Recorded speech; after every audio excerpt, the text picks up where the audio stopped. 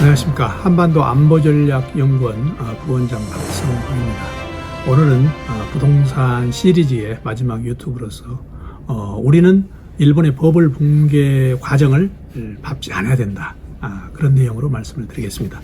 일본보다 인구 감소가 심각합니다. 엊그제 발표한 걸 보면 출산율이 0.81까지 지금 내려왔습니다.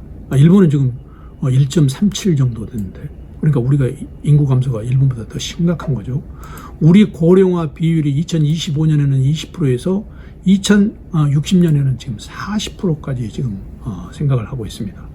그런데 문제는 우리는 지금까지 인구 감소에 관계없이 아파트 값이 올랐다는 거죠. 그래서 이제 어떤 사람들은 지금 아파트 값이 떨어지는 그게 당연하다, 이건 당연할 수밖에 없다, 그렇게 분석을 하고 있는 거죠. 그 다음에 또 하나 문제가 이제 가계 재정 건전성입니다. 3월 2일 뉴스에 의하면 한국의 가계 재정 위험률이 OECD 국가 중에서 5위로 높습니다. 그런데 더더욱 쇼크적인 것은 가계 부채 상승률이 세계 1위입니다. 이건 우리한테 굉장히 쇼크입니다. 가계 재정 건전성이 아주 나쁘다는 얘기죠. 구체적으로 말씀 들어보면 우리가 총 자산 대비 실물 자산 보유 비중은 64%로 미국이나 일본에 비해서 높습니다. 그러니까 높은 건 이게 좋은 거니까. 그런데 GDP 대비 민간 신용 분야 가계 비율 증가는 과거 코로나 시대보다 훨씬 지금 높아졌다는 겁니다. 코로나 시대 이전에 2019년 4분기 때 196%였던 게 지금 작년 3분기에는 219%, 무려 20%가 넘게 지금 증가했고요. 그리고 DSR, 총 부채 원리금 상환 비율, 그러니까 전체 연간 소득 대비 원리 상환금 비율, 그러니까 내가 소득이 얼마인데 내가 은행에다 갚아야 될 돈, 그 비율이죠. 이 비율이 높으면 높을수록 안 좋은 거죠. 이 비율이 40%, 그리고 또 자산 대비 부채 비율, DTA라고 하는데 이 비율을 100%, 그러니까 DSR 40%, DTA 100%면은 고위험 가구에 속합니다. 이 비율이 높아지면 높아질수록 위험하다는 얘기죠. 그런데 이 고위험 가구가 2018년 코로나 이전에는 30만 가구였는데 작년 말에는 이게 40만 가구로 무려 10만 가구가 늘었다는 얘기죠. 그래서 우리 한마디로 말하면 우리 가계 부채는 위험하다, 이렇게 말할 수가 있습니다. 그래서 한국은행 금융통화위원회에서 발행한 2011년 금융안전보고서에서도 우리가 이 실물 자산 매각에 따른 가격 조정이 일어날 우려가 많다. 특히 영끌하고 비투족들이 부동산 문제하고 가계 부채에 이제 합류를 하면서 이게 동전의 양면적인 성격이 있는데 아주 위험하다. GDP 대비 가계 부채율을 한국은 88.4%로 보고 지금 일본 같은 경우에는 우리보다 20%나 낮습니다. 한국이 어느 정도 높다는 걸 우리는 실감을 해야 됩니다. 우리가 통상 정부에서 하는 조치로 대출 규제와 조세 정책이 있는데, 조세 정책은 직접적인 방법이죠. 직접적으로 돈을 걷는 거고, 대출 규제는 간접적이지만 규모가 큰 거죠. 대출을 규제를 하니까 규제를 하느냐 마느냐. 조세정책은 뭐 종부세가 얼마 올랐느냐. 그렇지만 조세정책은 직접적이지만 규모가 적고, 대출 규제는 간접적인 방법이지만 규모가 크다는 얘기죠. 그래서 이 대출 규제와 조세정책을 우리가 주로 버블 붕괴의 억제책으로 하고 있는데 이걸 조화롭게 해야 된다는 얘기죠. 아까 계속 말씀드린 그 위험 노출도, 우리가 가계 부채가 많아서 위험 노출도가 어느 정도 되는가, 그러니까 익스포저라는데, 위험 노출 정도라는데, 이게 2020년에 8.3%에서 2021년에는 10.5%, 또 기업들의 익스포저는 11.1%에서 작년 14.3%까지. 그래서 결국 위험 노출 정도가 높다, 이렇게 말씀드릴 수 있고, 또 하나 우리가 알 것은 한국인의 특성입니다. 한국인의 특성이 뭐가 있냐? 우리 속담이 있습니다. 사람은 출세를 하기 위해서는 서울로 보내고 말은 제주도로 보낸다. 이 말은 우리 한국인들이 어느 정도 수도권에 집중하느냐, 이게 옛날부터 내려온 얘기죠. 특히 이제 한국은 2차 대전 이후에 경제를 급성장시켜야 되기 때문에 수도권의 쏠림 현상이 더더욱 심각합니다. 대신 일본은 우리와 조금 역사적 배경이 다르죠. 일본은 과거에 중세 시대를 제대로 겪다 보니까 지방 영주에 지방에 정주하는 비율이 굉장히 높습니다.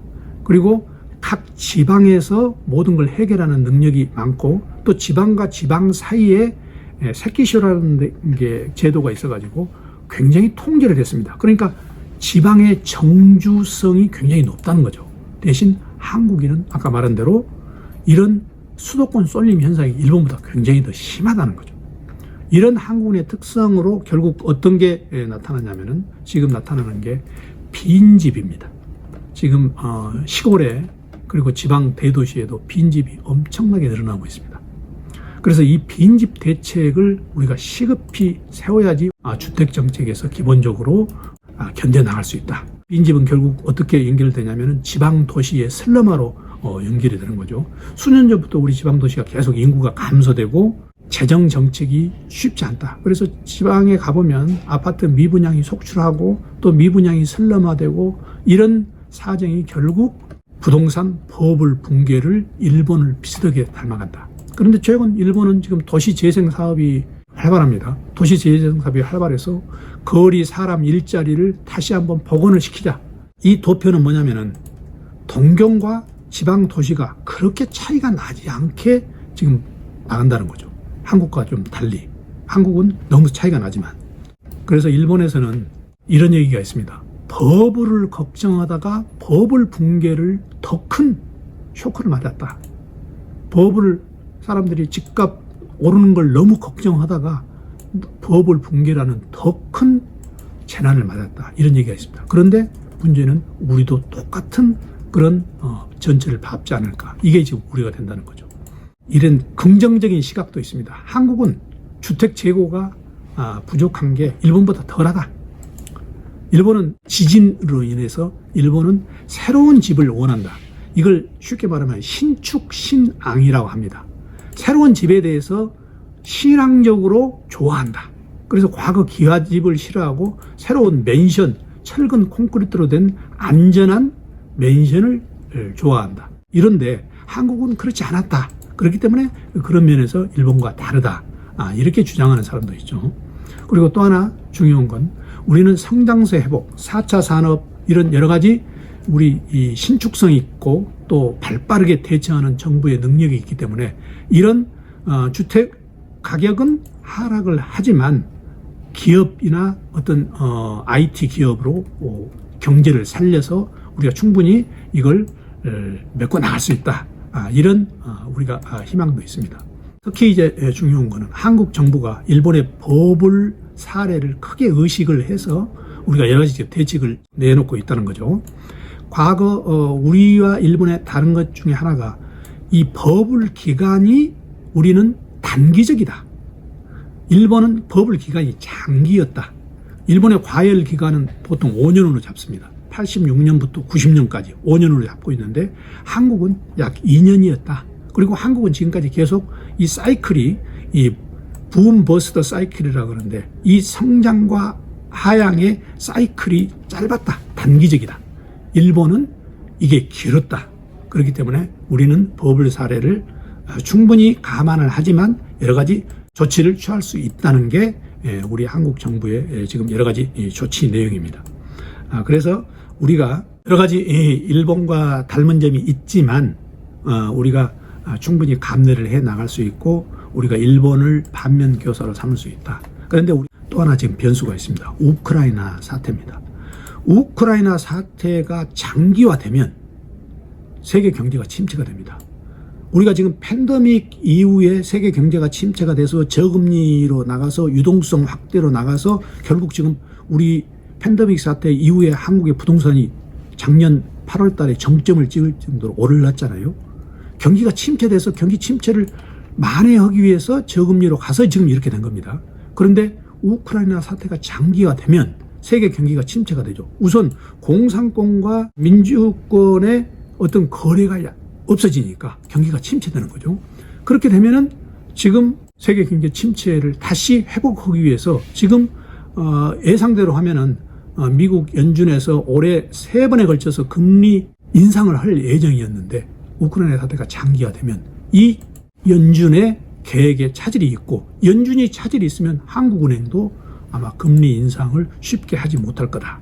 그래서 지금 지구촌 경제가 출렁이고 있습니다. 이런 우크라이나 사태가 돌발 변수로서 어떻게 작용할지는 지금은 예단을 하기가 힘듭니다.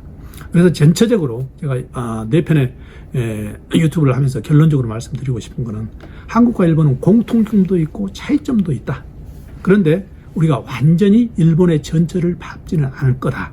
왜? 여러 가지 일본의 지진에 대비한 신축 신앙, 그리고 한국의 인터넷 거래로 인한 상업 토지에 대한 부담 감소, 또 우리 한국의 전세제도, 완충을 시켜주는 전세제도, 이렇기 때문에 일본과 완전히 전철은 밟지 않을 거다. 하지만 우리 한국의 쏠림 현상으로 우리 수도권 쏠림 현상, 이거는 계속적으로 지속이 될 가능성이 많고, 그래서 수도권에서는 가격 하락세가 그렇게 강하지 않을 거다.